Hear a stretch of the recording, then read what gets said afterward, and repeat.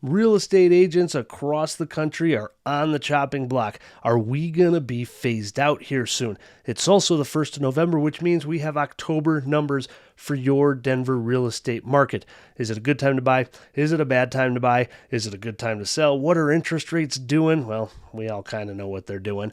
How is the inventory around the Denver market? And we're going to go over all that and more here today. And if you're new here, welcome. My name's Alex Saldana. I've been a local Denver real estate agent since 2010, and on this channel, I try to answer all the burning questions you homeowners, buyers, and investors have. So welcome, and let's just get right into it. Now, we're going to start with the numbers around Denver because that's the local stuff, but man, we got to talk about this landmark decision that was just made yesterday about real estate agents, specifically buyers agents across the country, and how this could literally change our industry as we know it. And I gotta say, it's not all for the better, in my opinion. I know I'm a real estate agent, but there's a reason why I'm actually against it, and we're going to go over all that. So without further ado, though, let's start with the numbers. What is the Denver market doing? So I am here in our local MLS, and starting with the median closed price around the Denver metro area,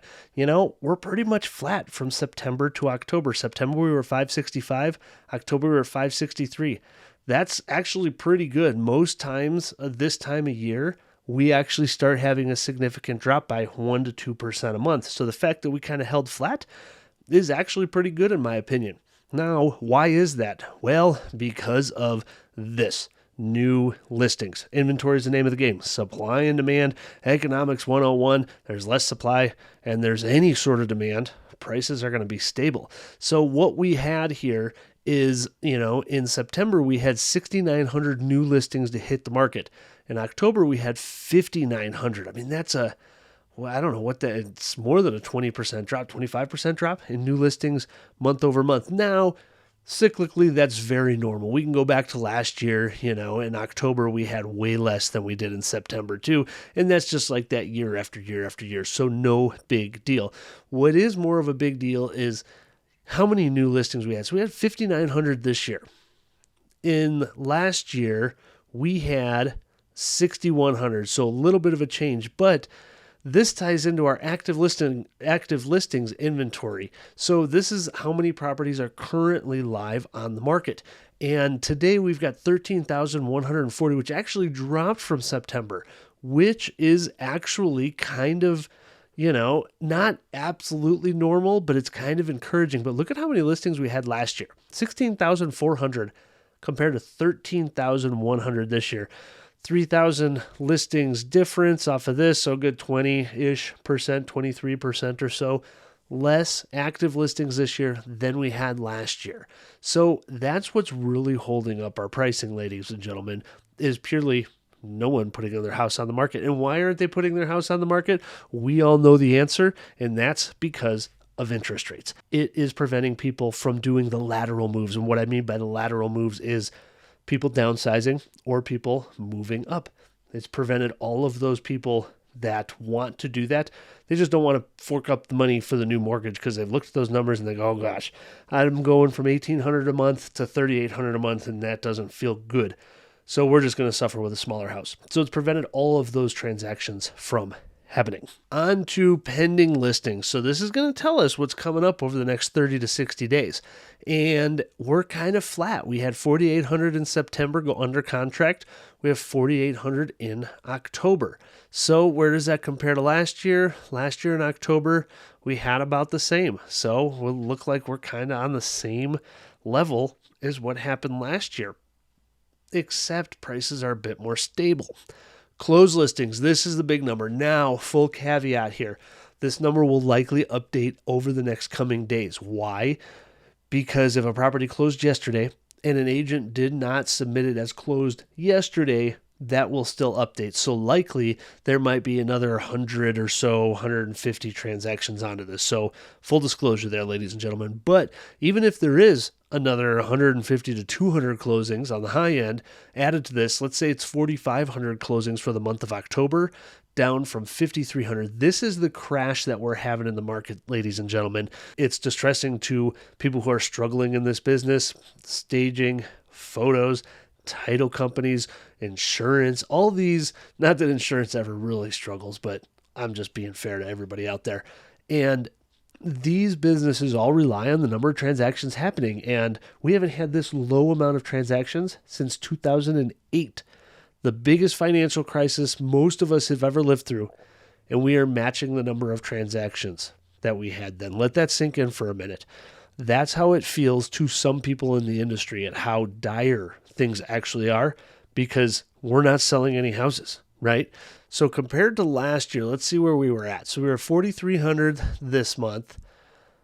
Last year, we were at 5,500. That's a big difference, 20% plus again. And we've been, going over that record for a long time. Now, last year, this is what we need to watch for, ladies and gentlemen, in the coming months. January and December are usually our lowest months of transactions. So we can see the last 3 years. January was the low in 21. It was the low in 22. Was the low in 23 so far.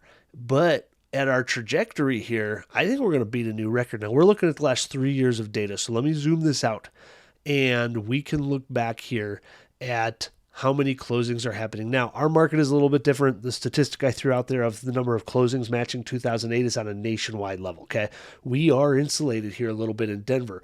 We have a better economy than most other cities and states out there. We're really blessed. I'm really thankful for it. But there are some cities that are really struggling right now. But there's also some cities where multiple offers are still a standard and a norm out there. So not everything is created equally, right?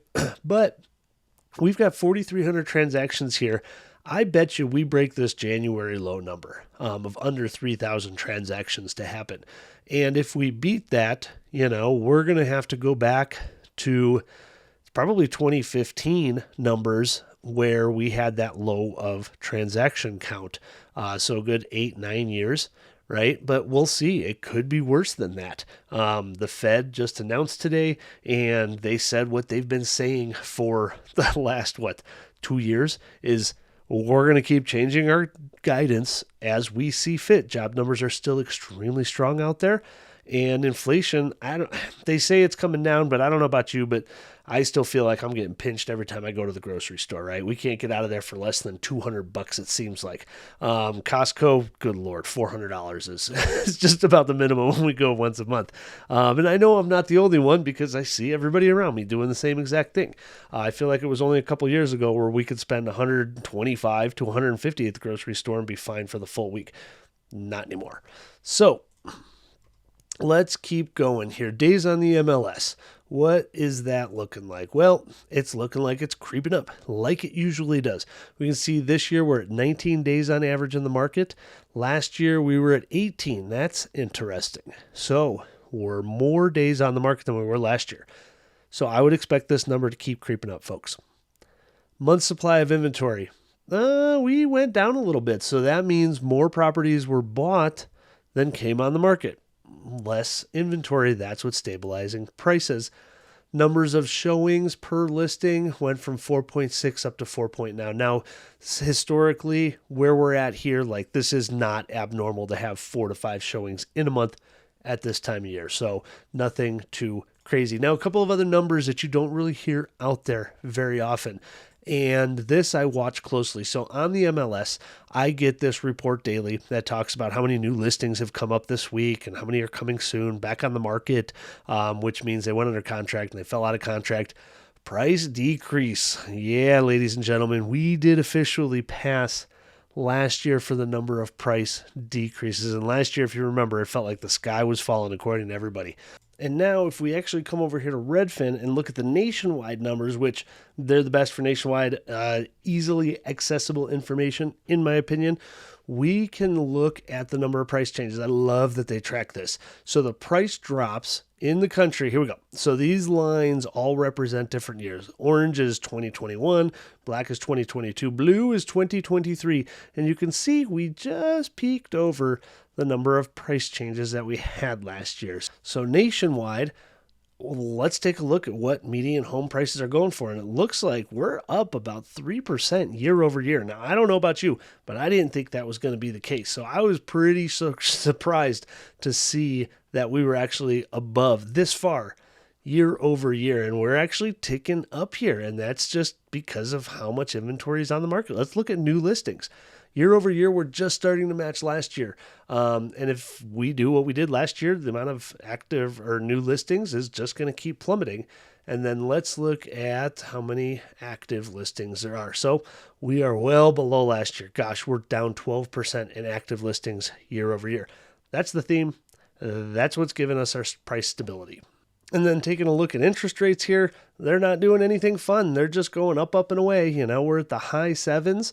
So if you were going to get pre-approved today without putting 20% down or without buying your rate down, you'd probably be approved over that 8% mark. So it is what it is. New, reports are coming out as we speak, talking about June of 2024 being when they expect rates to start dropping.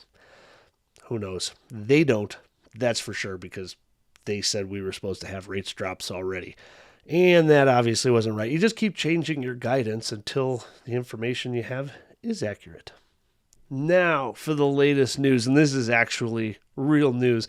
I think it's more of what us real estate agents geek out over versus what the general public will quite fully understand. But yesterday, there was a settlement on a lawsuit. It wasn't a settlement, actually. It was a decision. It was a verdict that the state of Missouri won. So this big law firm did a class action settlement stating that we as real estate agents were conspiring to keep agent commissions and real estate prices artificially high. Okay. That was the statement, and we were all in collusion because of it. NAR, the National Association of Realtors, was the defendant in the case, along with Keller Williams and Remax and the biggest real estate players out there, right? And the basis of the trial was that, because there's a co-op commission, meaning you sell your house, it costs you 5.6%, right? And if I'm your listing agent, I split that with the buyer's agent to 2.8%, and we each basically get half of it, right? All expenses, all that stuff is paid for out of our own pockets. But this was stating that that is basically a conspiracy of me paying a buyer's agent to bring a buyer to the property. I represent the seller, and the buyer's agent represents the buyer, which is how it's been for, I think, 30, 40 years or so. And this decision is reverting it back to before them. Now it's going to take years to go into effect. There's going to be, countersuits and all that legal junk that goes back on it. But this was the outcome, and this is what this is why I think what I think based on the outcome. The lawsuit was basically for $1.8 billion with a B. And out of this, for class action lawsuits, generally the attorneys make 40% of that 1.8 billion. Okay. So here's how the numbers shake out. Out of 1.8 billion, it's going to be a lot of zeros. I don't know if my calculator goes there. I'm hoping it does. 180 million. I need 3 more. Nope. I get the big old E. All right. Let me tell you what it is, because I've already done the math. They get 40%, so you're left with about 1.2 billion, okay? Something like that. To the homeowners that were part of this class action lawsuit, there were approximately 550,000 homeowners a part of this lawsuit. Well, you divide up that 1.2 billion amongst the 550,000, and each homeowner gets approximately $2,000. So who gets the rest? Well, who actually benefits from this the most? It's the lawyers involved, for crying out loud. They're talking about real estate agents conspiring, and meanwhile, they just had a landmark suit that nets them, and they're going to be billionaires because now they set the precedents, and now they can go do this in every state and do this against every brokerage firm. And at the end of the day, the homeowners aren't the ones winning, right? So the way it's structured is that you have a listing agent, you have a buyer's agent, okay? There doesn't have to be a buyer's agent. You don't have to hire a buyer's agent. You can come straight to me as a listing agent and buy the house directly from me. Well, why don't buyers do that? Well, because the commission is split, first of all, so there's not much downside to a buyer having legal representation. I will tell you this right now. If a buyer came to me and I was treating them as a customer, right, I And I'm on the ethical side, right? I don't like taking advantage of people. I never have been good at it. I'm not a schemer. That's just not my MO.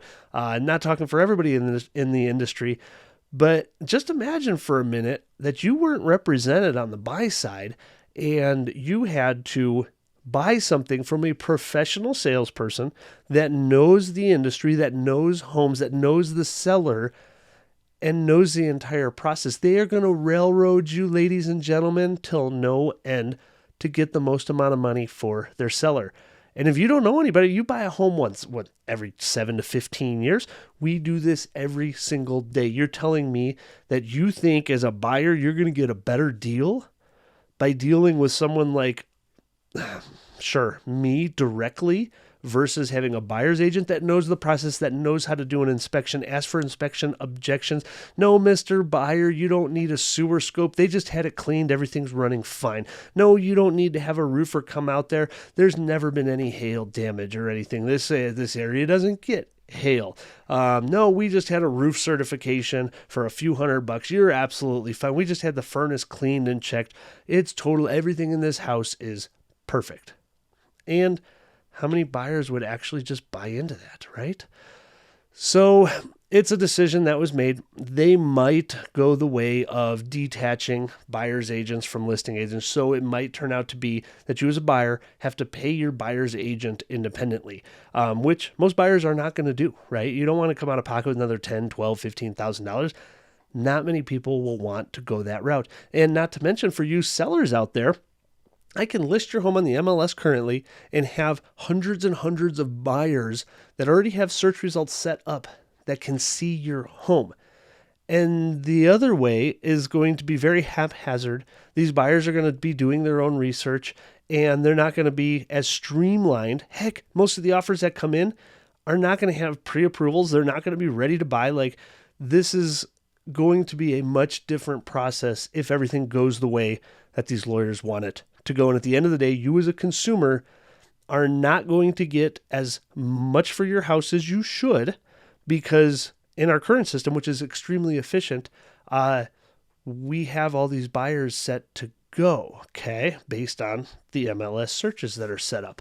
And you as a buyer aren't going to get as good of a deal because you don't have the same information to pull the right comps and how to pull comps and how to determine if a house is overpriced or not the correct way, not just the way that you pull up properties on Zillow or Redfin, which don't have all the information that you actually need, because we do, because we pay for that. So it's just not, I don't know. I think it's a step backwards. But I think it's going to take a few years for anything to happen. And I think there's a good chance that all the fighting back and forth, either lenders will roll in the cost of a buyer's agent into your loan, or it'll be set up where you as a consumer, there's really no difference. We'll just change how the paperwork works on our end. So we'll see, but I'd love to hear your feedback on what you think about this. If you know about this case and have any, thoughts or concerns on it, drop a comment below. I'd love to hear from you, because at the end of the day, you are the people that we serve, right? And you are the ones that we have a fiduciary duty to help with your real estate goals. But if you do live in the Denver area or you are thinking about moving here, I do want to invite you to watch this video on the top 15 things that may make Denver not the right city for you. And until the next time, happy housing.